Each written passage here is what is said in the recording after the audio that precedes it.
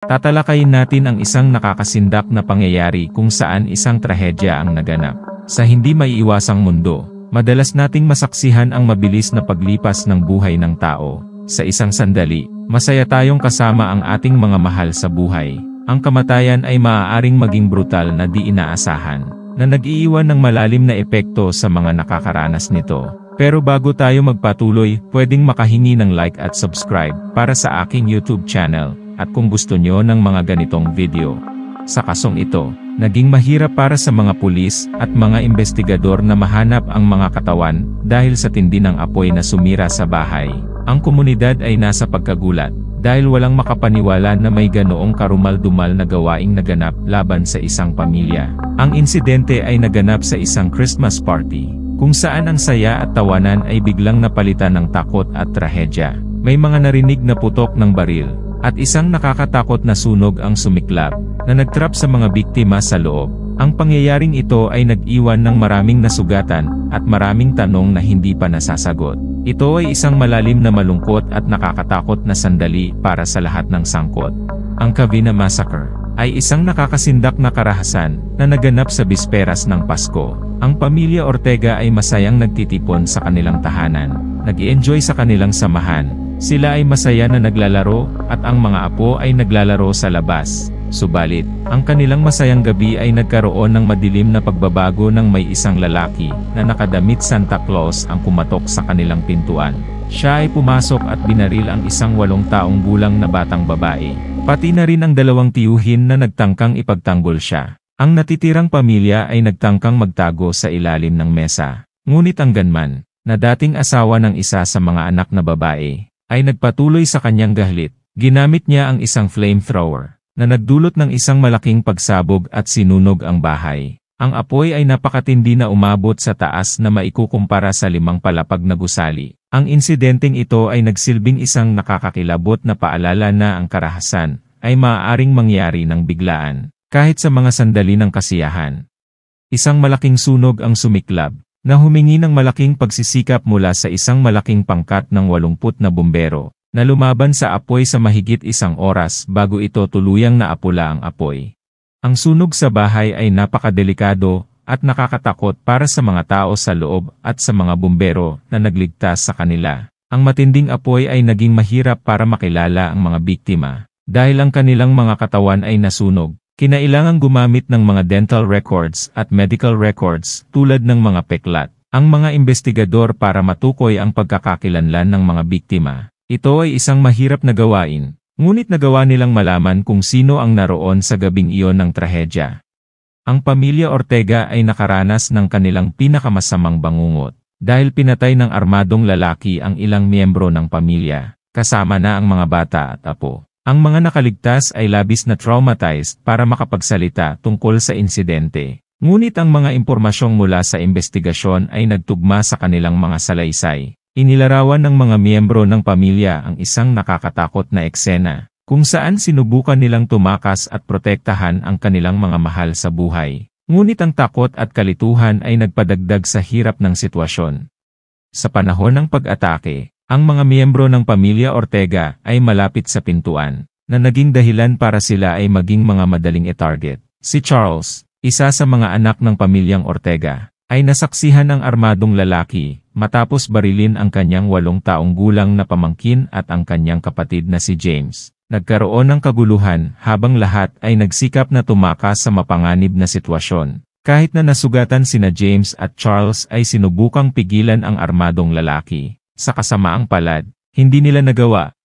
Ang ibang mga miyembro ng pamilya, kasama sina Joseph, Alicia, at ang kanilang 3 anak na babae, at ang manugang na si Teresa, ay nagtago sa ilalim ng mesa sa hapagkainan. Habang may sumigaw na tumakbo, nagkaroon ng kaguluhan. Pinaniniwala ang sina Sylvia, Alicia, at 2 pang anak na babae ay maaaring napatay habang sila ay nasa hapagkainan pa rin. Si Leticia, isa pang anak na babae, ay nakaligtas sa pamamagitan ng pagtatago sa ilalim ng mesa at pagtawag sa 911 para humingi ng tulong.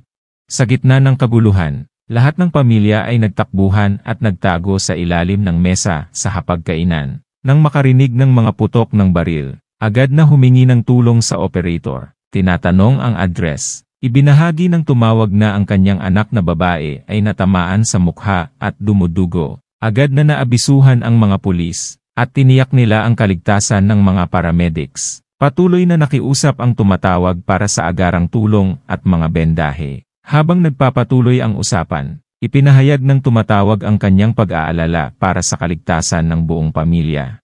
May isa pang tao na nagkwento tungkol kay Leticia, na matapang na tumakbo para humingi ng tulong nang makita ang kanyang sugatang anak. Lumabas ang maliit na bata, ay tumingin sa kabilang direksyon sa huling sandali. Marahil ay nailigtas ang kanyang buhay sa kabila ng pagtahma ng bala sa kanyang mukha. Ang mga bata sa bahay, na malamang na naglalaro ng video games, ay pinaniniwala ang ligtas mula sa mga putok ng baril. Ang sugatang 8 taong gulang na bata ay nakapagsalita pa ng English. Isang 16 na taong gulang na babae ang tinamaan sa likod ngunit nakaligtas. Samantalang ang 17 taong gulang na si Michael Ortiz ay hindi nakaligtas. Hindi siya nabaril, subalit malamang na namatay siya dahil sa apoy o pagsabog na dulot ng homemade device ng gunman. Gayunpaman, ang gunman ay si Bruce, ay labis na nagalit dahil sa kanyang bagong diborsyo at naghanap ng paghihiganti sa kanyang dating asawa at pamilya nito. Inatake niya sila habang nagsasaya sa kanilang Christmas party sa Covina, California, na nagdulot ng isang trahedya at walang saysay na karahasan. Isang kuponan ng mga eksperto mula sa FBI ang nag-aral ng kilos ni Bruce at natuklasan na may mga problema siya sa kalusugan sa pag-iisip, kabilang ang matinding narcissism at obsessive-compulsive disorder. Bagamat hindi nito binibigyang katuwiran ang kanyang mga aksyon, malamang na nakaambag ito sa kanyang desisyon na magsagawa ng isang karumal-dumal na krimen. Nakalulungkot na ang masayang pagdiriwang ng isang pamilya ay nauwi sa trahedya dahil sa galit at sakit ng isang tao. Plano na sana ni Bruce na tumakas matapos ang pag-atake sa pamilya Ortega at bumili pa nga siya ng tiket ng eroplano papuntang Illinois. Ngunit hindi naging ayon sa plano ang lahat. Nang sunugin niya ang bahay, nagtamo siya ng matinding paso sa kanyang mga braso, kabilang ang 2nd at 3rd degree burns. Sa halip na makatakas, naiwan siyang may malubhang sugat at matinding sakit. Nagmaneho si Bruce ng 40 milya patungo sa bahay ng kanyang kapatid sa Silmar, kung saan tinapos ang sariling buhay. Iniulat ng tanggapan ng Covina ng Los Angeles County na may sugat si Bruce sa tuktok ng kanyang ulo, na nagpapahiwatig na inilagay niya ang baril sa kanyang bibig bago iputok ito. Isinagawa ang toxicology test kay Bruce, ngunit aabutin pa ng hanggang 6 na linggo bago makuha ang mga resulta. Ang test na ito ang tutukoy kung may bawal na gamot o alkohol sa kanyang sistem nang siya'y mamatay. Sa pagsisiyasat ng pulisya sa katawan ni Bruce, natagpuan nila ang isang kakaibang bagay. Nakabalot ng plastik ang $177,000 sa kanyang katawan. Natuklasan din ng pulisya na si Bruce sa kanyang mga binti gamit ang plastic wrap at nakasuot ng espesyal na girdle upang mapanatiling ligtas ito. Natagpuan din nila ang kanyang nirentahang kotse na may nakakaalarmang pampasabog na kagamitan. Sa loob ng bahay ng kanyang kapatid, nakakita sila ng 4 na walang laman na baril, maraming bala, at mga piraso ng Santa Suite na may pampasabog din. Sa sariling bahay ni Bruce, natagpuan ng mga walang laman na kahon para sa mga semi-automatic handgun, isang Benelli M2 tactical shotgun, at mga lalagyan ng gasolina. Ang pinaka-nakakatakot ay ang pagkakatuklas ng isang lihim na pagawaan kung saan gumagawa siya ng mga mapanganib na kagamitan. Sa kabutihang palad, natagpuan ito ng pulisya bago may iba pang mapahamak. Bagamat mukhang kaakit-akit at mapagbigay si Bruce, ang kanyang mga krimen ay planado at nagulat ang mga nakakakilala sa kanya. Gayunpaman, mukhang normal ang buhay ni Bruce, ngunit sa likod ng mga saradong pintuan, nakikipaglaban siya sa seryosong mga personal na problema, lalo na sa kanyang nabigong kasal. Bagamat palakaibigan siya sa tuwing bumibisita sa iba, walang sino man ang nakakaalam ng mga hirap na tahimik niyang pinagdaraanan. Sa katunayan, bago pa man pinalna ang kanilang diborsyo, nagsimula na si Bruce mangolekta ng mga sandata at magplano ng pagtakas. Noong taong 2004, nagkaroon ng liwanag sa buhay ni Bruce nang makilala niya si Sylvia Orza. Akala ng mga kaibigan at kakilala na si Sylvia ang magdadala ng kasiyahan at katatagan sa magulong buhay ni Bruce. Nagpakasal sila na puno ng pag-asa para sa mas maliwanag na kinabukasan. Sa kasamaang palad, Hindi nagtagal ang kanilang kaligayahan bilang mag-asawa, dahil mabilis na naging madalas ang kanilang mga pagtatalo tungkol sa pera. Ang bigat ng mga problema sa pera ay nagpahirap sa kanilang relasyon, na nagdulot ng mabilis na pagkasira nito. Pagsapit ng taong 2008, napagpasyahan ng mag-asawa na maghiwalay. Gayunpaman, ang paraan ng paghawak ni Bruce sa sitwasyon ay ikinagulat ni Sylvia. Walang babala, bigla niya itong pinalayas mula sa kanilang bahay, na nag-iwan kay Sylvia na wasak at emosyonal na sugatan. Ang biglaan niyang aksyon ay lalo pang nagpalala ng sakit na nadama ni Sylvia, habang nagpupumilit siyang intindihin ang kilos ni Bruce. Laging malapit si Bruce sa kanyang kapatid, na naninirahan silang magkasama sa Glensdale. Ngunit kahit ang kanilang relasyon ay nagsimulang magdusa sa bigat ng kanilang mga personal na problema. Ang buhay ni Bruce ay isang komplikadong web ng personal na paghihirap, nakatago sa likod ng maskara ng pagiging magahlang at mabait. Habang hinaharap niya ang mga hamon ng nabigong mga kasal at sirang relasyon, hinahanap niya ang kaluwagan sa pamamagitan ng pag-iisa. Sa isang kakaibang pangyayari, ang paglalakbay ni Bruce ay nagkaroon ng hindi inaasahan. Nagsimula ito sa tila karaniwang araw noong Hunyo nang siya'y pumasok sa Gun World, isang tanyag na tindahan ng baril sa gitna ng Burbank. May kislap ng kasiyahan sa kanyang mga mata. Nagdesisyon si Bruce na bumili ng baril, isang desisyong nagpasimula ng serye ng mga pangyayari. Habang lumilipas ang mga araw, ang buhay ni Bruce ay nagkaroon ng hindi magandang pag-ikot. Sa kapalarang araw ng Hulyo, siya'y biglang natanggal sa trabaho dahil sa mga alegasyon ng pandaraya. Ang bigat ng setback na ito ay lalo pang pinalala nang siya'y maharap sa mapait na katotohanan, na hindi siya kwalipikado para sa mga benepisyo ng kawalan ng trabaho. Ngunit tumanggi si Bruce na hayaan ang pagsubok na ito na idikta ang kanyang landas. Pinatibay ng kanyang matinding paniniwala, bumalik si Bruce sa Gun World sa isang maaraw na araw ng Agosto. Determinado siyang bawiin ang kontrol sa kanyang buhay. Bumili siya ng isa pang baril, na nagpapakita ng kanyang katatagan sa harap ng pagsubok. Hindi niya alam na ito ay simula pa lamang ng isang kakaibang at medyo hindi pangkaraniwang spree ng pamimili. Sa bawat pagbisita sa tindahan, lumalaki ang koleksyon ng mga baril ni Bruce, 5 baril lahat, bawat isa isimbolo ng kanyang hindi natitinag na determinasyon. Para bang ang mga sandatang ito ay naging konkretong paalala ng kanyang kakayahang magpatuloy, isang patunay ng kanyang di matitinag na paniniwala. Ngunit hindi natapos ang mga pakikipagsapalaran ni Bruce. Sa isang nakagugulat na pangyayari, nakita niya ang kanyang sarili sa isang tindahan ng mga kasuotan. Umorder ng Santa Suite, kakaiba. Sinabi niyang ito ay para sa isang children's party. Nagbayad siya ng malaking $200 na deposit. Marahil ito ay isang pagtatangka na magdala ng saya at ligaya sa mga tao sa kanyang paligid. Isang maliit na kabutihan sa gitna ng kaguluhan ng kanyang sariling buhay.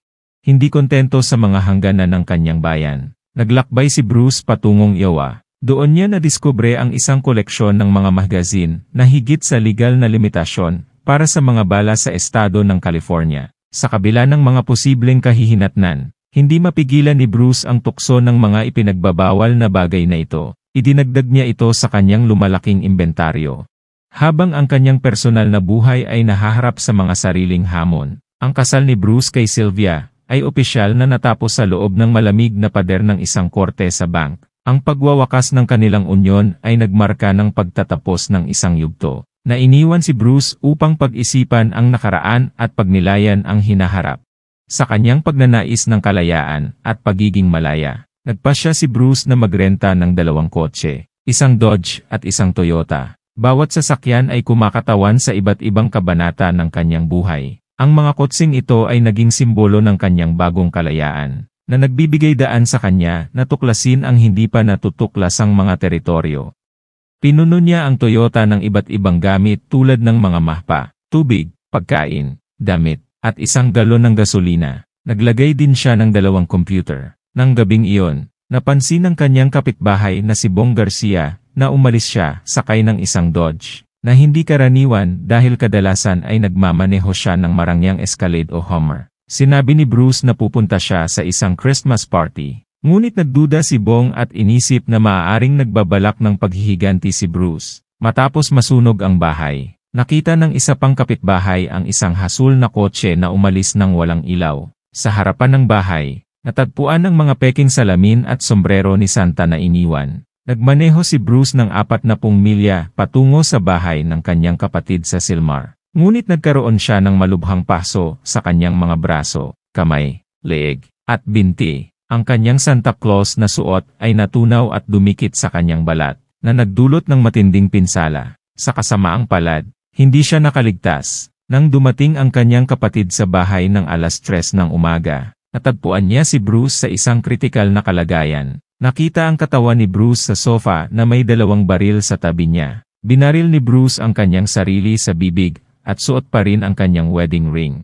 Gayunpaman, si Leticia ay isang matapang na babae na pinipiling huwag magpadala sa galit at poot. Nakatuon siya sa mga magagandang bagay sa kanyang buhay at nagpapasalamat sa pagmamahal at suporta na natanggap niya, kahit mula sa mga estranghero. Ang pasasalamat na ito ang tumulong sa kanya na maghilom at makatagpo ng kapayapaan. Miss na miss niya ang kanyang pamilya at mga mahal sa buhay, ngunit nananatiling nagpapasalamat para sa kung anong meron siya. Hindi na niya iniisip ang nakaraan at ang taong nanakit sa kanyang pamilya. Sa halip, pinipili niyang magmahal at hinihikayat ang iba na gawin din ito. Naniniwala si Leticia na ang pagmamahal ay isang makapangyarihang enerhiya na maaaring magdala ng mga tao at tumulong sa kanilang maghilom. Binibigyang diin din niya ang kahalagahan ng pagtuturo sa mga bata tungkol sa pagmamahal at kabutihan, upang maging positibong halimbawa sila para sa iba. Sumali siya sa isang school walkout at binasa ang mga pangalan ng 17 na biktimang napatay sa Parkland shooting, dahil personal sa kanya ang isyu ng karahasan sa baril. Halos 10 taon na ang nakalipas nang makaligtas si Leticia sa isang Christmas Eve massacre noong siya'y 8 taong gulang pa lamang. Pagkalipas ng 12 taon, patuloy na nagsusumikap si Leticia at Katrina na panatilihin ang mga tradisyon at alaala ng kanilang pamilya. Patuloy silang nagsasama-sama para sa mga hapunan, nagpapalitan ng regalo, at nagbabahagi ng mga kwento tungkol sa kanilang mga pumahnaw na mahal sa buhay. Tuwing bisperas ng Pasko, binibisita nila ang sementeryo kung saan nakalibing ang kanilang mga pamilya sa halip na magsimba. Isa sa mga pamangkin, na nawalan ng mga magulang sa trahedya, ang naging tagapag-alaga ng kanyang mga nakababatang kapatid. Si Leticia at ang kanyang asawa ay inampon ang bunsong anak ng kanyang kapatid, at siniguradong ang mga nakaligtas na bata ay magkaroon pa rin ng diwa ng Pasko. Dumalo sila sa isang espesyal na kampo upang matulungan silang makayanan ang kanilang pagdadalamhati at trauma. Sa kabila ng masasakit na alaala na kaakibat ng gabing iyon, naniniwala si Leticia na ang Pasko ay palaging may espesyal na lugar sa kanilang puso, at patuloy nila itong ipagdiriwang kahit anong mangyari. Kahit natapos na ang investigasyon, halos 10 taon na ang nakakaraan. Ang mga investigador na tumulong sa pamilya ay patuloy na nakikipag-ugnayan, lalo na tuwing Pasko, dahil tunay nilang pinahahalagahan ang kalagayan ng pamilya. Hanggang sa muli. Salamat sa panonood.